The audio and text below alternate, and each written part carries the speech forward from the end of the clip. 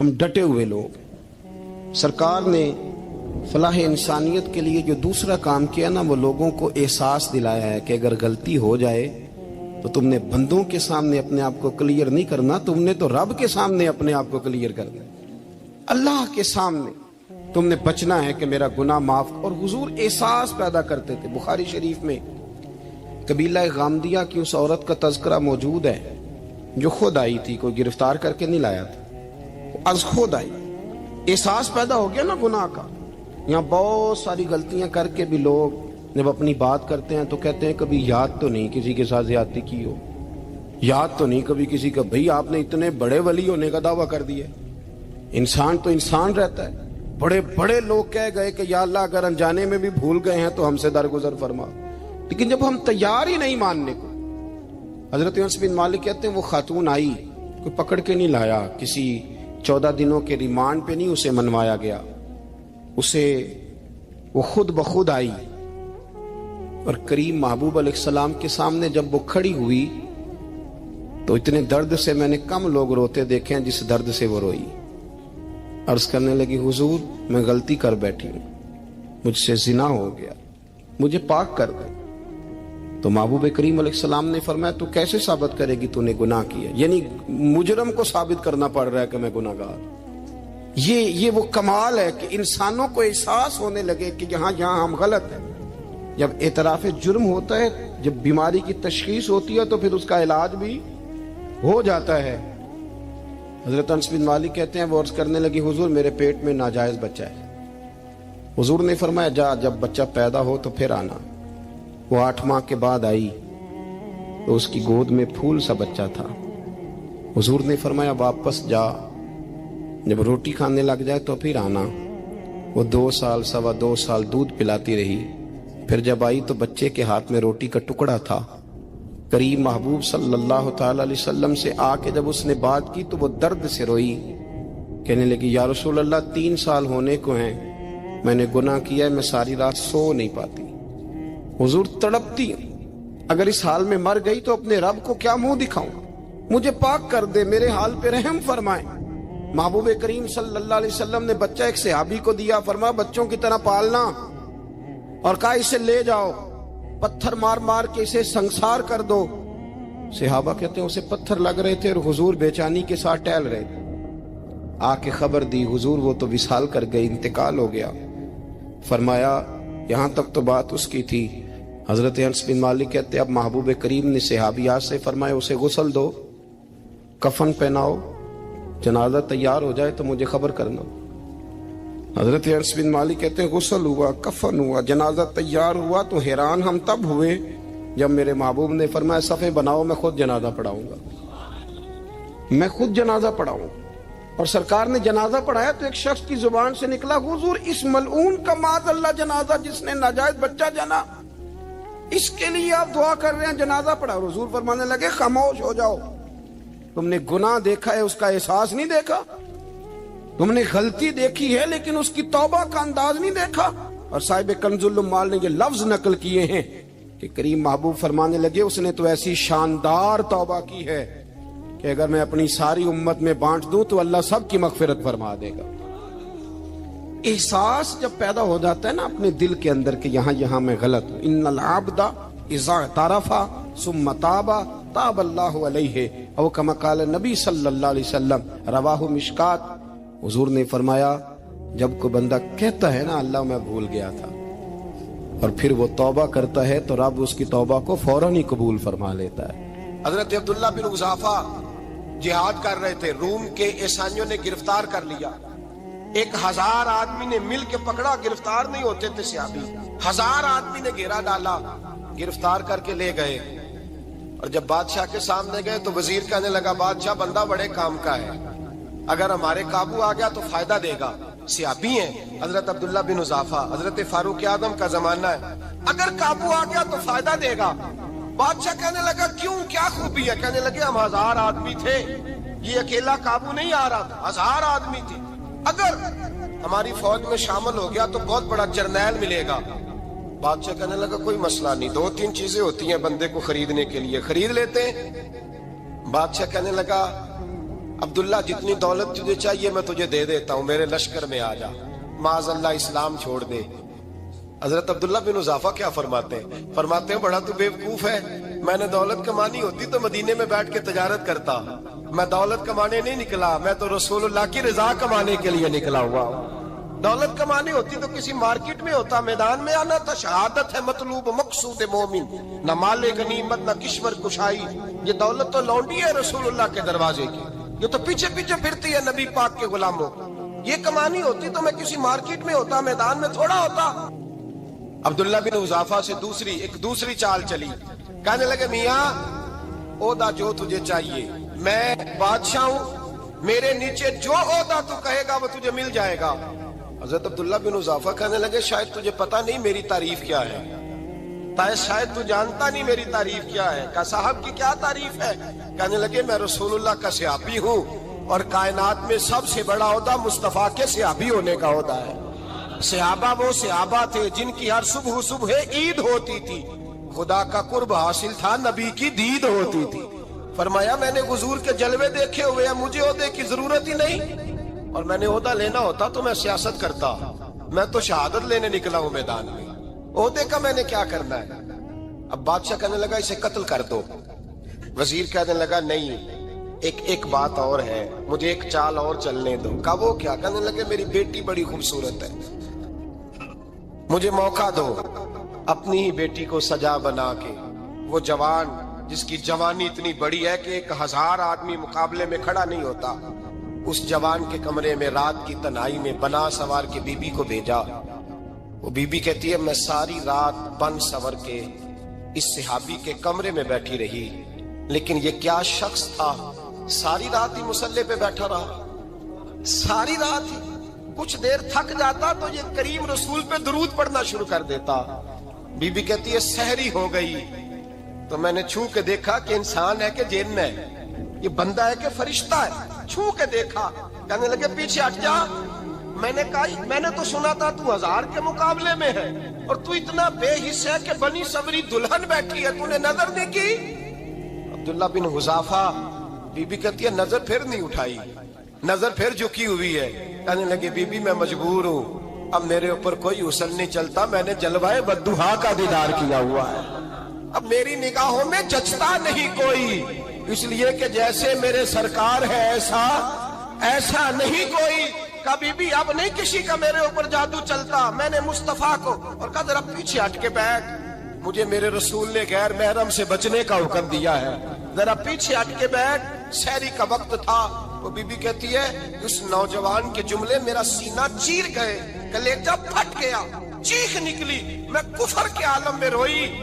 میں نے کہا مجھے بتا تو صحیح، آخر یہ جذبہ کہاں سے ملتا ہے، آخر یہ روشنی تو میں نے دیکھی نہیں، کہاں سے آتی ہے؟ ایک میرا باپ ہے جو بنا سور کے مجھے تیرے کمرے میں چھوڑ گیا، بتلا یہ کہاں سے کیف آتے ہیں؟ عبداللہ بن حذافہ کہنے لگے اگر کیف لینا ہے تو بھی میرے مصطفیٰ کا کلمہ پڑھ جا، آجا دروازے رسول پہ جھک جا، مل جائے گا۔ سویرے دروازے پہ باپ آیا بیٹی سے رزلٹ لینے، دروازہ کھولا تو بیٹی نقاب پہنے باہر آئی، باپ کہنے لگا کیا بلا؟ کہنے لگی پیچھے ہٹ جا، تو غیر محرم ہے، کافر ہے، میں مسلمان ہوں۔ اس نے کہا کیا ہوا؟ کہنے لگی تیرے جیسے کو باپ کہوں، تیرے جیسے کو جو مجھے استعمال کر رہا تھا، میں تجھے باپ نہیں مانتی، میں اب رسول والی ہو گئی، میں حضرت فاطمہ کی کنیزہ ہو گئی ہوں، میں اب نبی کریم کی خادمہ ہوں، خبردار میرے قریب نہ آنا۔ یہ داؤ بھی ناکام ہوا۔ اب حضرت عبداللہ بن حذافہ کے سامنے موت کھڑی کی، ایک کڑا میں تیل گرم کیا، کہنے لگے تجھے اس میں جلایا جائے گا۔ حضرت عبداللہ بن حذافہ رضی اللہ تعالیٰ عنہ جب جلنے کے قریب ہوئے تو رونے لگے۔ روم کا بادشاہ کہنے لگا شاید ڈر گیا ہے، کہنے لگے اب سمجھ آئی ہے، اب تجھے پتا چلا ہے، چلا آ جا۔ حضرت عبداللہ بن حذافہ کہنے لگے تو کافر ہے، تیری کافروں والی سوچ ہے، اس لیے نہیں رویا کہ موت سے ڈر گیا ہوں، میں تو اس لیے رویا ہوں کہ ایک جان ہے وہ نبی پاک پہ قربان ہو رہی ہے، کاش رب مجھے 1000 جان دیتا، میں ساری مصطفیٰ پہ قربان کر دیتا۔ ایک سنار نے گلی میں ایک یتیم چھوٹے سے بچے کو گھومتے دیکھا تو سنار بے اولاد تھا، بچے کو اٹھا کے گھر لے آیا، 18 साल उस बच्चे की परवरिश की, उसको पाला पोसा जवान किया। सुनार के पास वो दुकान पे चला जाता, वो कई दफा दुकान पे रहता, कई दफा घर में रहता। एक दफा वो दुकान पे था, बच्चा घर था, 18 साल का जवान। उसकी बीवी अकेली थी। वो जिसने मां बन के पाला था उसने उसी पे हमला कर दिया, उसका बाजू बुरी नीयत से थामा। बीवी चीखी, थोड़ी देर गुजरी तो वो नौजवान पैरों में बैठ गया, कहने लगा अम्मा पता नहीं मुझे क्या हुआ। शाम को सुनार आया, बीवी चीखने लगी, चिल्लाने लगी, कहने लगी आज अजीब बात हुई, जिसको मैंने जिगर का खून दे दे के पाला उसी ने गंदी नजर डाली। सुनार महवे हैरत है। बीवी का ख्याल था कि लाठ उठाएगा, डंडा उठाएगा, नौजवान को मारेगा, लेकिन वो रोने लग गया। उसने कहा आज उसने मेरा बाजू थामा है, जाने क्या किया है। परेशान होने लग गया, सजदे में गिर गया, कहा तू बताता क्यों नहीं। तो वो सुनार कहने लगा उसकी गलती नहीं, 18 साल के बाद आज मुझ पर भी शैतान सवार हुआ था। एक औरत आई थी, वो अपने बाजुओं में चूड़ियां पहनना चाहती थी, तो मैंने भी गंदी नजर से हाथ डाला था। रब करीम ने मुझे फौरन उसकी सजा दी। जिनके घरों में बेटियां होती हैं उनकी नजरें गंदी नहीं होती। जो बेटियों के बाप होते हैं, जो बहनों के भाई होते हैं, उनकी नजरें गंदी। और अगर तू टेलीफोन करता है, तू किसी औरत के साथ ताल्लुक रखता है, तो ये बात लिख ले, इमाम फखरुद्दीन राजी 1, अल्लामा इस्माइल हक्की 2, मुल्ला जलालुद्दीन रूमी 3, इमाम खाजन 4, इमाम जलालुद्दीन सयूती 5 हदीस के उस्ताद और मुहद्दिस लिखते हैं कि अगर तू किसी पर गंदी नजर डालेगा तो तेरा घर बच सकता, याद रख, नहीं बचेगा। इसलिए कि तेरी नजर किसी की बेटी को बेटी समझ, ताकि तेरी बच्ची का पर्दा कायम रहे। किसी की बहन को, ये क्या बात हुई कि तू जितना मर्जी गंद मुआशरे में फैलाता रहे, तेरा घर बचा रहे, ये कैसे हो सकता है। फ़इन्ना लहू मईशतन दंका, अल्लाह फरमाते हैं जिंदगी तंग हो जाएगी तेरे लिए मुश्किल, तू ढूंढता फिरेगा कि मैं मरने को जगह तलाश करूं। सच्ची तौबा करे, खरी तौबा करे। ये गुनाह इंसान को मजबूर कर देते हैं। हजरत अब्दुल्ला बिन मुबारक रहमतुल्लाह ताला अलैह, उनके सैकड़ों शागिर्द थे। एक शागिर्द के इंतकाल का वक्त आया तो घर गए मिलने। आप कहते हैं मैंने जोर लगा लिया पर उसकी जुबान पर कलमा जारी नहीं हुआ। मैं उसे कहता कलमा पढ़, पर उसकी जुबान पर जारी। अल्लाह अकबर, बहुत बड़ी नेमत है। दुआ फरमाए अल्लाह ईमान की मौत अता फरमाए, ईमान की मौत दे अल्लाह करीम, ईमान की मौत दे। ऐसे भी लोग देखे हैं, मस्जिद नबवी है, रसूलुल्लाह का शहर है, सर सजदे में है, रूह परवाज कर गई। रूह पर कितना नसीबों वाला है, कितना नसीबों वाला है कि मस्जिद नबी में सर सजदे में रखा है और अल्लाह तबारक व तआला ने महबूब के कदमों में मौत अता फरमाई। तो हज़रत अब्दुल्ला बिन मुबारक कहते हैं मैंने उसको कहा कलमा पढ़, तो उसकी जुबान पे जारी नहीं होता। मैं बार बार कहता तो वो मिन्नत करता, कहता हुजूर मैं कोशिश करता हूं, जारी नहीं होता। फरमाते मैं परेशान होके उठा, अभी मैं दरवाजे पे पहुंचा था, उसने चीख मारी और रूह परवाज कर गई। बच्चे रोने लगे, बीवी रोने लगी। तो मैंने उसकी बीवी से कहा कि जुर्म क्या करता था, इतना बड़ा पापी पे कलमा जारी नहीं हुआ। उसकी जोजा कहने लगी हजरत जी 2 गुनाह थे इसके। एक तो ये शराब का आदी था, रोकती थी बाज नहीं आता था, और दूसरी बात यह कि ये अपनी अम्मा का नाफरमान था। वो 2 गलियां छोड़ के रहती है, ये कभी मिलने नहीं गया था। उस बूढ़ी का कलेजा इसकी तरफ से बड़ी तकलीफ में था। तो हजरत अब्दुल्ला बिन मुबारक कहने लगे जा तू भी दुआ कर और उसकी माँ को भी कह दुआ करे कि यहां तो ये कलमा नहीं इसे नसीब हुआ, अल्लाह करे अल्लाह आखिरत की मंजिलें इसकी बेहतर फरमा दे। ये हदीस सुनाने लगा हूं, हदीस है, हदीस रसूल है। जवान खास करके जरा मेरी बात पे तवज्जो करे और बुजुर्ग खास कर तवज्जो करे जिन्होंने तरबियत करनी है। सुने, हुजूर की बारगाह में एक नौजवान आया है, ये संगमील है हदीस, इसको याद रखना। अर्ज की हुजूर मैं सारे गुनाह छोड़ सकता हूं, जिना नहीं छोड़ता। हुजूर मुझे जिना की इजाजत होनी चाहिए। मेरे हबीब ने थपकी दी, बिठा लिया। मैं कहता हूं हुजूर ने गुनाहगारों को मुआशरे से काटा नहीं, उनकी तरबियत फरमाई है, उनकी तरबियत फरमाई है, उनको करीब फरमाया। मेरे हबीब करीम सल्लल्लाहु अलैहि वसल्लम ने फरमाया इधर आ बैठ जा, बैठ गए। हुजूर ने फरमाया तू पसंद करता है तेरी मां के साथ कोई बदकारी करे? हुजूर नहीं, फरमाया तू पसंद करता है तेरी बेटी के साथ कोई बदकारी करे? या रसूलल्लाह मैं आंखें निकाल दूंगा। हुजूर ने फरमाया तू पसंद करता है तेरी बहन के साथ? हुजूर मैं काट डालूंगा वो हाथ जो मेरी बहन की तरफ उठेंगे। फरमाया तू पसंद करता है कि तेरी खाला फुफी ममानी की तरफ कोई ऐसी हरकत करे? हुजूर मैं काट के रख दूंगा उन लोगों को जो बात भी करेंगे। मेरे हबीब ने फरमाया अच्छा, जिसके साथ तू बदकारी की इजाजत मांग रहा है वो किसी की मां नहीं लगती, वो किसी की बहन नहीं लगती, और किसी की बेटी नहीं होगी? याद रखे मुल्ला जलालुद्दीन रूमी 1, इमाम गजाली 2, आला हजरत फाजले बरेलवी 3, बुजुर्ग मुतफिका तौर पर लिखते हैं, फरमाते हैं जो गंद के साथ दूसरे घर में ताड़ता है वो अपने घर की खैर मना ले, जो गंदी नजर दूसरों पर रखता है वो अपने घर की खैर मना ले। इसलिए कि जो जुर्म वो किसी के खाते में डालेगा वो सजा बन के उसके घर की तरफ लौटा दिया जाएगा, जो बदकारी वो किसी के खाते में डालेगा वो सजा बन के अल्लाह उसके घर की तरफ लौटा देगा। अगर अपने घर को पाक रखना चाहते हो तो दूसरों की तरफ पाक नजर रखनी शुरू कर दो। अगर चाहते हो कि तेरा घर अजीब मामला है ना, बेटे को तो पसंद की शादी की इजाजत है तो बेटी को इजाजत क्यों नहीं? अगर तेरा बेटा पसंद की शादी करेगा तो याद रखना फिर जब किसी की बेटी ये लफ्ज बोलती है फिर इज्जतों के जनाजे निकलते हैं, फिर उरियानी फहाशी का जो है वो कलक लगता है माथे पर, फिर याद रखना चारों जानिब से रुसवाइयां तेरा नसीबा होती है। अगर तू बेटी को रोकना चाहता है तो बेटे का हाथ पकड़, अगर तू बेटी को साफ रखना चाहता है तो बेटे को शर्मो हया की चादर उड़ा, अगर तू बेटियों के किरदार की हिफाजत करना चाहता है तो पहले बेटे को पाबंद शरीयत बना। एक बहुत बड़ा गुनाह बदनिगाही का गुनाह है। आपको पता है हमारे मुल्क के अंदर बदकारी, जिना और बेहयाई की शरह कितनी बढ़ती जा रही है, किस कदर बढ़ती जा रही है। वो लोग जो निकाह कर लेते हैं वो भी अपनी निगाहों को, मैं अक्सर कहता हूं, हुजूर ने फरमाया निकाह आधा ईमान है, जिसने निकाह कर लिया उसका ईमान मुकम्मल हो गया। तो जो निकाह के बाद भी बाज ना आया, मैं उसको बेईमान नहीं कहता, लेकिन नबी पाक ने फरमाया जो निकाह कर ले उसका ईमान, बोलिए ईमान महफूज हो गया, उसका ईमान, सारे बोलिए ईमान। और जो फिर भी बाज ना आए, हुजूर कह रहे ईमान मुकम्मल हो गया, और जो ना बाज आया क्या फतवा दिया जाए हदीस की रोशनी में? मेरे नबी पाक की बारगाह में औरतें आई तौबा करने, बैत करने, मुसलमान होने, तो हुजूर बैत लेते वक्त फरमाने लगे मेरे साथ वादा करो, झूठ नहीं बोलोगी, गीबत नहीं करोगी, जिना नहीं करो। एक औरत बोल पड़ी, कहने लगी या रसूल अल्लाह सल्लल्लाहु अलैहि वसल्लम मैं मुसलमान तो नहीं पर खानदानी हूं, मेरे घर वालों के जहन में भी कभी जिना का ख्याल नहीं आया।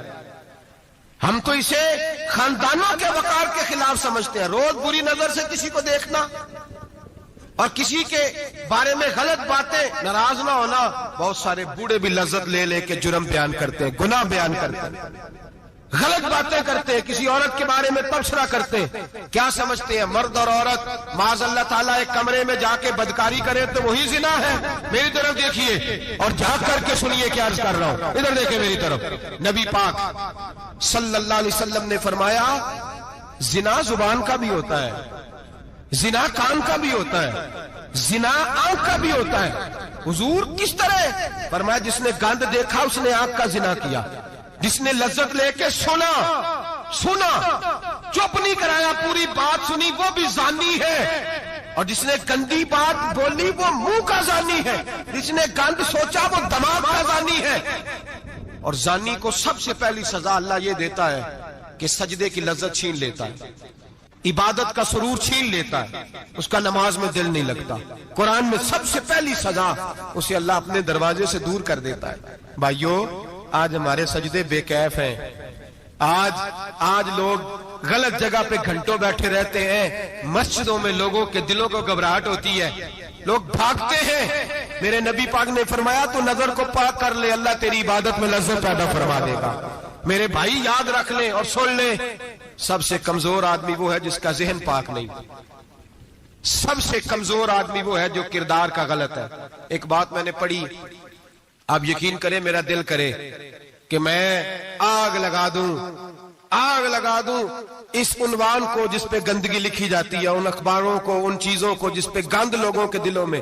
वो इंडिया की एक वजीर आजम औरत गुजरी तो किसी ने उससे कहा कि पाकिस्तान ने तो तुम्हें शिकस्त दी है, तुम जीत नहीं सके बड़ा मुल्क होके। कहने लगी कोई बात नहीं, थोड़ा वक्त ठहर जाओ, हम इन पर तहजीबी जलगार करेंगे, इनके घरों में नंगा नाच करेंगे, ये गंदी तस्वीरें देखेंगे, ये गंद में उलझ जाएंगे। और जो कौम गंद में उलझ जाया करती है वो फिर किसी से लड़ने की ताकत नहीं रखती, उसके अंदर डट जाने की हिम्मत नहीं होती, उसकी गैरत के जनाजे निकल जाते।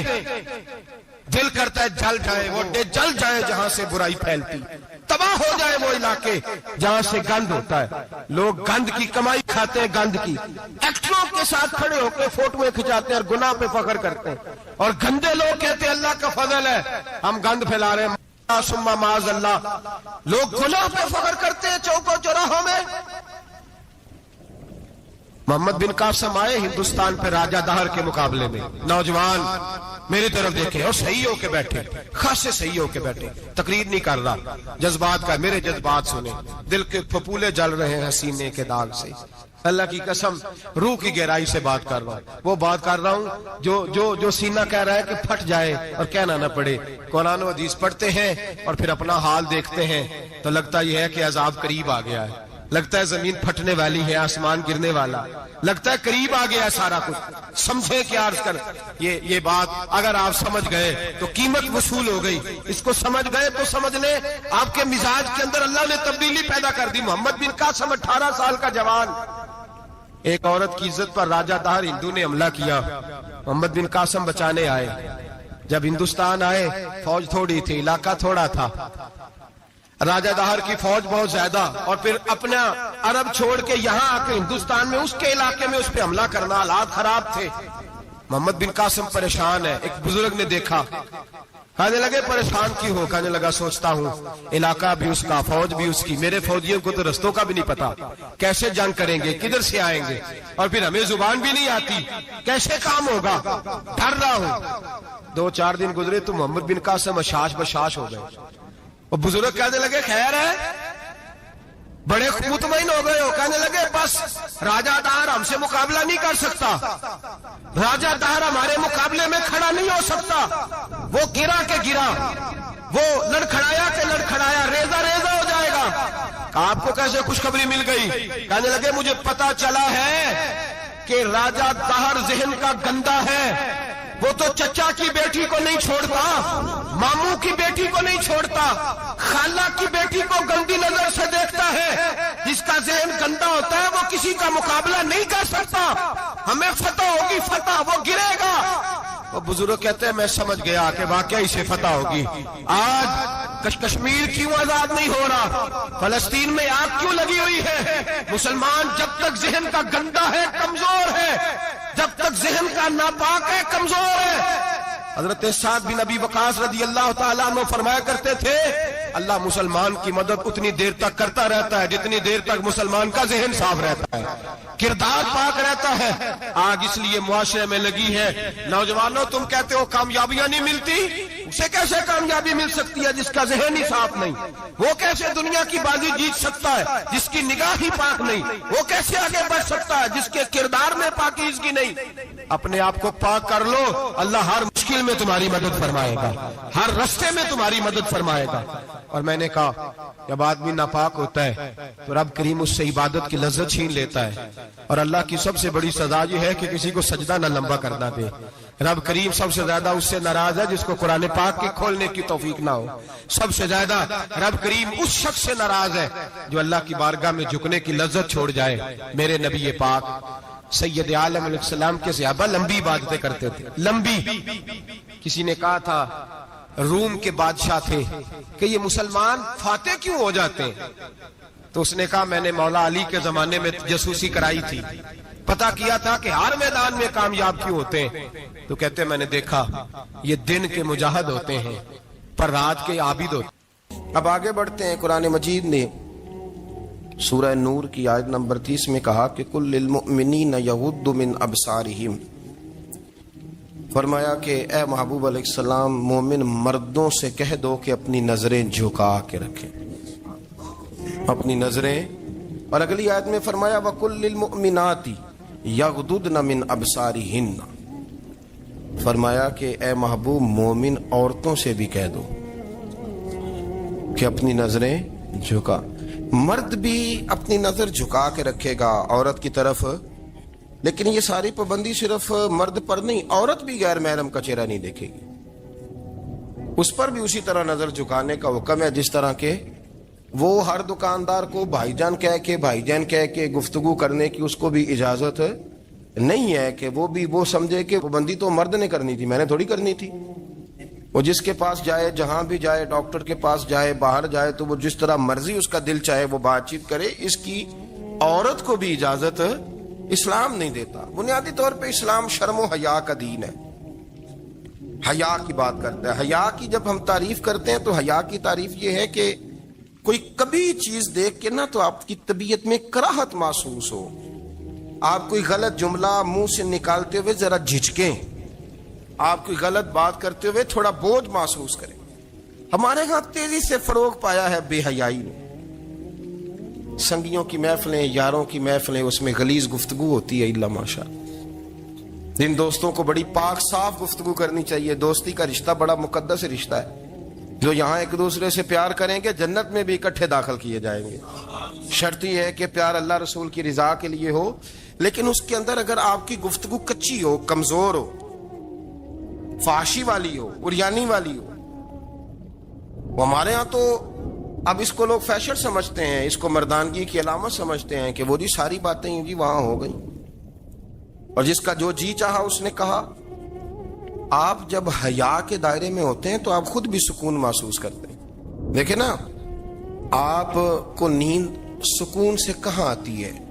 جہاں کمرہ بند ہو، چاروں جانب دیوار ہے، اوپر چھت ہے، خالی دروازہ بھی کھلا ہوا ہونا تو جب بندہ سکون لینا چاہتا ہے تو کہتا ہے یار ذرا دروازہ ذرا بند کر دو. وہ اچھی طرح اپنے آپ کو چھپا لیتا ہے نا حیا کے پردے میں، تو اللہ اسے سکون عطا کرتا ہے. اور جو اس سے بھی زیادہ ٹھنڈی نیند میں جانا چاہتا ہے وہ کہتا ہے لائٹ بھی بند کر دو. اب وہ مکمل طور پہ سمجھتا ہے کہ میں چاروں جانب سے چھپ گیا ہوں، اگر میں کھل کے بھی سو جاؤں گا تو میرا چونکہ پردہ قائم ہے تو مجھے کوئی دشواری نہیں ہو. آپ جب چھپ جاتے ہیں، جب آپ حیا کے اندر سمٹ جاتے ہیں، جب آپ چادر کے اندر آ جاتے ہیں تو آپ بہت ساری جگہوں پہ آسانی محسوس کرتے ہیں. تو حیا تو آپ کو سکون دیتی ہے، حیا تو دل کو راحت دیتی ہے.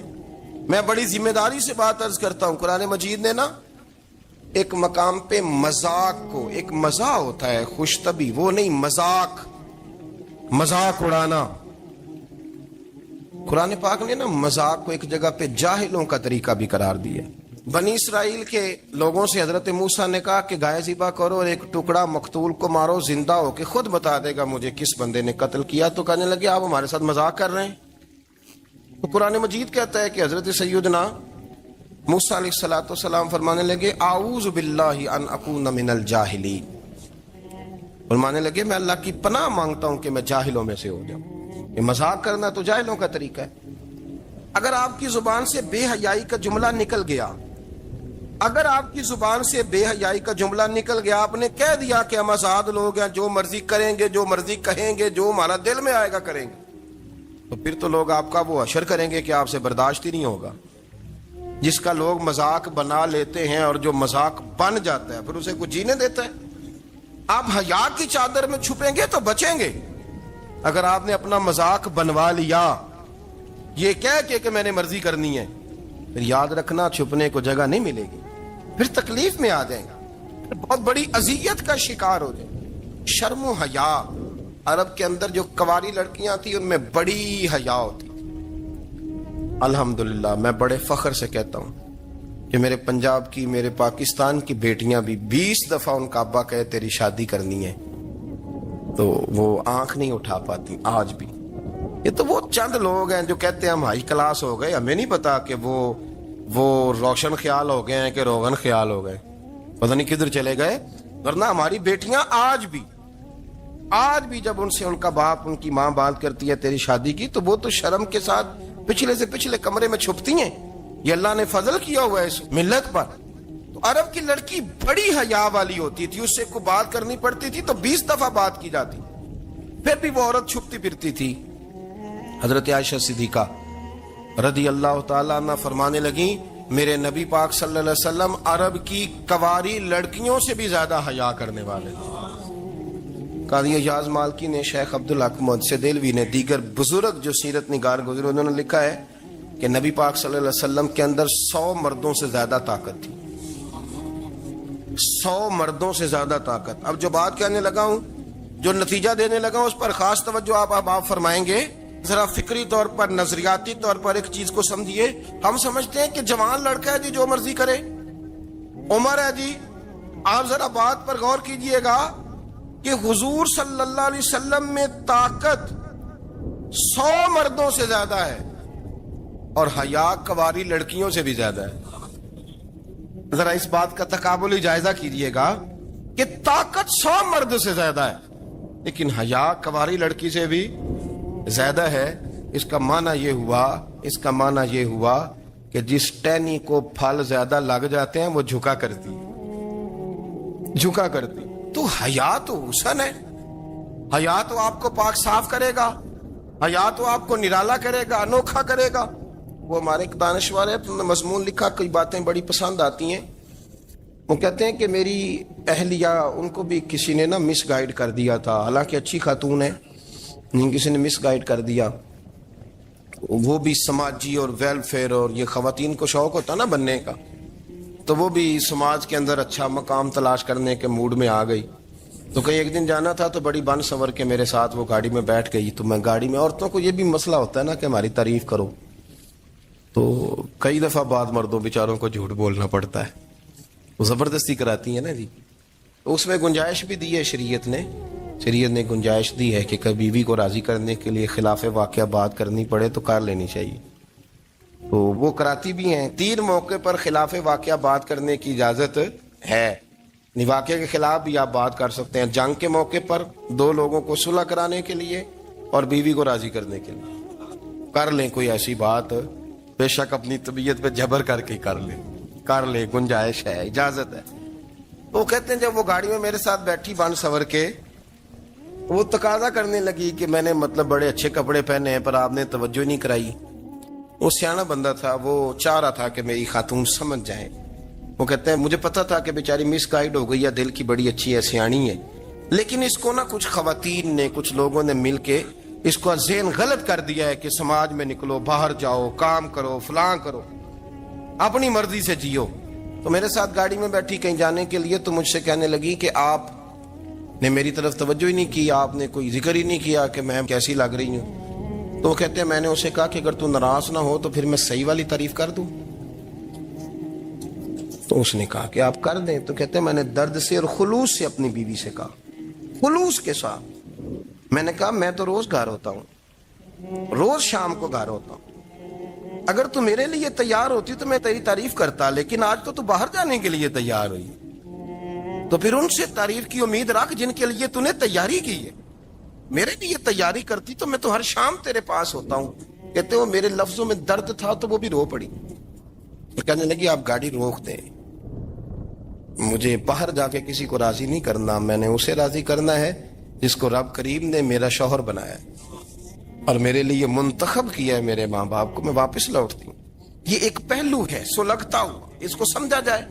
रसूल करीम सल्लल्लाहु अलैहि वसल्लम अरब की कवारी लड़कियों से ज्यादा हया वाले थे। कवारी लड़कियों से ज्यादा हुजूर हया फरमाया करते थे। जब खाना काबा की मक्का शरीफ में तामीर हो रही थी ना, अहले अरब उसको तामीर कर रहे थे, तो नबी पाक सल्लल्लाहु अलैहि वसल्लम अपने चचा हजरत अब्बास के साथ खाना काबा की तारीफ में मसरूफ थे। तो अरब के लोग चूंकि लंबा कुर्ता पहनते थे पैरों तक, तो नीचे अगर किसी वक्त कुछ चीज नहीं भी होती थी तो किसी को वो नजर नहीं आती थी, क्योंकि पर्दा रहता था, एक लंबा कुर्ता पहना हुआ होता था। तो जब बच्चे, सरकार की उम्र मुबारक भी अभी थोड़ी थी, तो इस तरह बच्चे जब निकलते तो वो कई दफा अपनी तहमद उतार देते नीचे से, और कोई मजदूरी करने लगते तो 3-4 तय करके ना तामद की कंधे पे रख लेते। जिस तरह कभी देहातों में लोग कपड़ा सर पे रखते थे कि ऊपर अगर कोई वजनी चीज रखेंगे तो वो तकलीफ नहीं देगी। نبی پاک صلی اللہ علیہ وسلم بھی سب لوگوں کے ساتھ خانہ کعبہ کی تعمیر میں شامل تھے. تو حضرت عباس رضی اللہ تعالیٰ عنہ نے کہا حضور سے, ابھی اعلان نبوت بھی نہیں فرمایا تھا, بھتیجے آپ بھی تامد اتاریے, یہ صحیح مسلم میں حدیث موجود, اور اس کو کندھے پہ رکھ لیجیے, آپ اینٹیں اٹھا اٹھا کے لا رہے ہیں تو ذرا آپ کو تکلیف نہیں ہوگی. تو سرکار دو عالم صلی اللہ علیہ وسلم سے یہ بات کہی اور پھر جلدی سے حضور کی تہمت کو نکال کے نا, حالانکہ لمبا کرتا پہنا ہوا ہے, تو وہ جیسے ہی ان کے کندھے پہ رکھا اینٹیں رکھنے کے لیے تو سرکار تو زمین پہ گر گئے, بے ہوش ہو گئے, آنکھیں آسمان کی طرف, اور پھر حضور پکار رہے ہیں آزاری آزاری آزاری, میرا تامت دے دو, میرا تامت دے دو. کبھی کوئی شخص اس وجہ سے بھی بے ہوش ہوا ہے کہ میرے وجود سے کپڑا اتر گیا ہے؟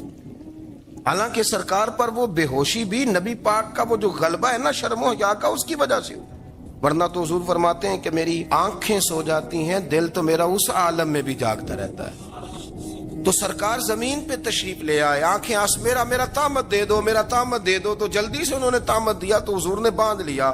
پھر طبیعت مبارک میں تسلی ہوئی, یعنی ہم اس رسول کے غلام ہیں کہ جن کے تو وجود سے کپڑا اتر جائے تو حضور برداشت نہیں کرتے, قبول نہیں فرماتے, تکلیف شروع ہو جاتی. لیکن یہاں نوجوان ہیں اور بڑا قد کاٹ ہے اور بڑے بڑے سمجھدار لوگ ہیں, گرمی آتی ہیں تو شارٹ کپڑے پہن کے گھومتے ہیں, ان کو خیال نہیں کہ یہ وہ والا لباس ہے جو باہر تو کیا گھر میں اماں کے سامنے نہیں پہننا چاہیے, بہنوں اور بیٹیوں کے سامنے نہیں پہننا چاہیے. آپ کی گفتگو میں شرم و حیا ہو, آپ کے لب و لہجے کے اندر حسن ہو. آپ کو پتہ ہے نبی پاک صلی اللہ علیہ وسلم نے فرمایا میری امت میں سب سے زیادہ حیا کرنے والے عثمان غنی ہیں. عثمان غنی سب سے زیادہ حیا کرنے والے.